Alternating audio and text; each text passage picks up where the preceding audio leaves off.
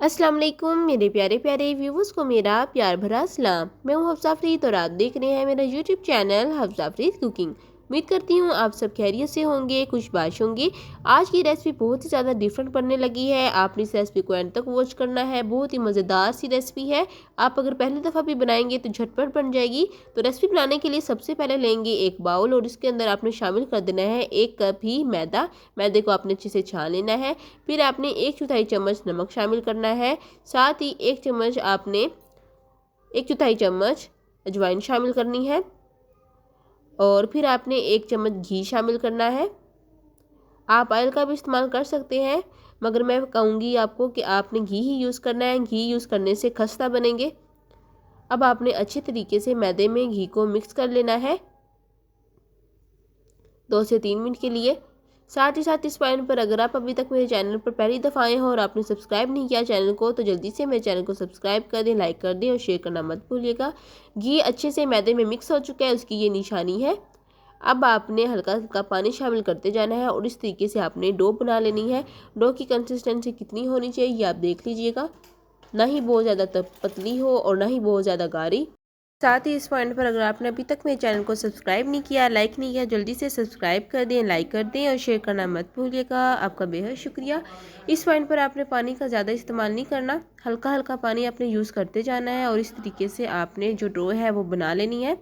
अगर बहुत ज़्यादा ही थिक डो बनेगी आपकी, तभी आपकी जो है हाफ मून रेसिपी वो सही बनेगी, परफेक्ट तरीके से बनेगी। तो इसलिए आपने कोशिश करनी है कि आपकी जो डो है वो बहुत ही परफेक्ट तरीके से बने। अब आपने रख देना है साइड पर, स्टे देना है। दूसरी तरफ हम स्टफिंग तैयार करेंगे, तो उसके लिए आपने एक ले लेना है मिक्सर जार और उसके अंदर 3 अदद सब्ज़ मिर्चें शामिल कर देनी है। 1 अदद प्याज है दरमियाने साइज़ का, इसको आपने इस तरीके से काट लेना है, काट कर शामिल कर देना है। अगर आपके पास इस तरह का मिक्सर जार नहीं है तो आप ग्राइंडर का भी यूज़ कर सकते हैं, मगर बीच में आपने पानी बिल्कुल भी यूज़ नहीं करना।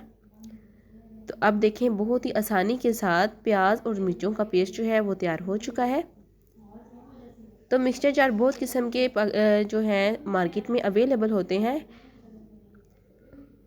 तो देखिए अब आपने इनको साइड पर रख देना है। सब मिर्चें और प्याज़ों को आपने इस तरीके से ग्रेट कर लेना है। दूसरी तरफ हम लेंगे आलू। यहाँ पे मेरे पास तकरीबन आधा किलो आलू है, हाफ़ केजी आलू है। इनको आपने अच्छे से बॉईल कर लेना है, छिलका इनका उतार लेना है और इस तरीके से हैंड ग्रेट की मदद से अच्छे से ग्रेट कर लेना है। इस तरह ग्रेट करने का फ़ायदा ये होगा कि जो स्टफिंग है वो बहुत ही अच्छी बनेगी और जब हम हाफ मून रेसिपी तैयार करेंगे तो वो बिल्कुल भी नहीं टूटेंगे। तो इसलिए आपने भी इस तरीके से अच्छे से ग्रेट कर लेना है। ग्रेट करने के बाद जो आपने हैंड मैशर की मदद से प्याज और सब्ज़ मिर्चों को चॉप किया है वो भी आपने शामिल कर देना है। इस तरीके से फ़ाइन चॉप होते हैं। अब हम मसाले शामिल कर लेंगे। सबसे पहले आधा चम्मच नमक शामिल करेंगे और साथ ही आधा चम्मच ही हम कुछ धनिया शामिल करेंगे। 1/4 चम्मच चिली फ्लेक्स, 1/4 चम्मच कश्मीरी लाल मिर्च, आधा चाय का चम्मच हल्दी और साथ ही साथ 1/4 चम्मच अजवाइन शामिल करेंगे। आधा चम्मच हम शामिल करेंगे साबुत धनिया का। साथ ही यहाँ पर मैंने टेस्ट के लिए शामिल किया है साबुत धनिया और अब आपने अच्छे से मिक्सिंग कर लेना है। साथ ही साथ इस पॉइंट पर हरा धनिया और पुदीना भी हस्बे ज़रूरत शामिल करेंगे। पुदीने की बहुत ही ज़्यादा मज़े की खुशबू होती है, तो ये मैं हर स्टफिंग में ज़रूर शामिल करती हूँ। आपको भी कहूँगी कि आपने ये पुदीना शामिल करना है। अच्छे तरीके से मिक्सिंग कर लेते हैं और देखिए माशाल्लाह से बहुत ही मज़े की खुशबू आ रही है। हमारी मज़ेदार सी जो स्टफिंग है वो तैयार हो जाएगी। यहाँ पर लास्ट में मैं शामिल कर रही हूँ गरम मसाला पाउडर। तो यहाँ पर आधा चम्मच हम गरम मसाला पाउडर शामिल करेंगे। अच्छे से मिक्स कर लेते हैं। चलें जी, स्टफिंग भी तैयार हो चुकी है। आटा हमने पहले गूंद लिया था। अब आपने काउंटर पर हल्का सा मैदा डस्ट करना है। डस्ट करने के बाद जो हमने आटा जो है गूंदा है वो आपने इस तरीके से ऊपर रखना है और आपने बहुत ही आसानी से बेल लेना है। जितना मुमकिन हो आपने उतनी ही बारीक रोटी बेलनी है। साथ ही साथ इस पॉइंट पर अगर आपने अभी तक मेरे चैनल को सब्सक्राइब नहीं किया तो जल्दी से मेरे चैनल को सब्सक्राइब कर दें, लाइक कर दें और शेयर करना मत भूलिएगा। आपका बेहद शुक्रिया। तो इस तरीके से बेल लेंगे। हल्का हल्का सा मैदा भी डस्ट करते जाएंगे।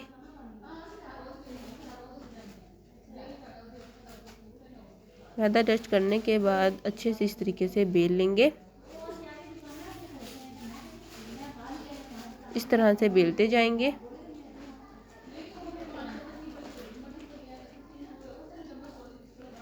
तो देखिए अच्छे तरीके से मैंने सारी रोटी जो है वो बेल ली है।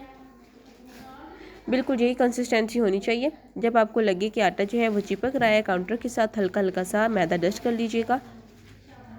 तो देखें अब यहाँ पर ये स्टील का गिलास हर किचन में मौजूद होता है, आपके घर में भी मौजूद होगा। इस तरीके से आपने गिलास की मदद से इस तरह सर्कल शेप में आपने इस तरह कटिंग कर लेनी है। मोल्ड भी होते हैं जिससे आप शेप कर सकते हैं, शेप बना सकते हैं। तो यहाँ मैं गिलास की मदद से शेप बना रही हूँ। गिलास की मदद से या किसी कैप की मदद से, किसी जार का कैप जिसकी जो है कैप सर्कल शेप में हो, उसका भी आप यूज़ कर सकते हैं। अब ये जो बाकी डो है ना, आपने इस तरीके से बहुत ही आसानी से हिला लेनी है। उठाकर आपने इसको दोबारा से बेल लेना है और इस तरीके से दोबारा से शेप बना लेनी है। ठीक है, तो यहाँ तक तो ये प्रोसेस बहुत ही ज़्यादा सिंपल है। अगर आप पहली दफ़ा भी ये रेसिपी बनाएंगे ना, तो यकीन जाने आपकी रेसिपी बहुत ही ज़्यादा परफेक्ट बनेगी। तो यहाँ पर आप स्टफ़िंग आप अपनी मर्ज़ी से ऐड कर सकते हैं। यहाँ पर मैंने आधा चम्मच जो है वो स्टफ़िंग ऐड की है और इस तरीके से आपने एक साइड से उठाना है और दूसरी तरफ से आपने इस तरह क्लोज़ कर देना है। तो इस तरीके से आपने सारी शेप बना लेनी है।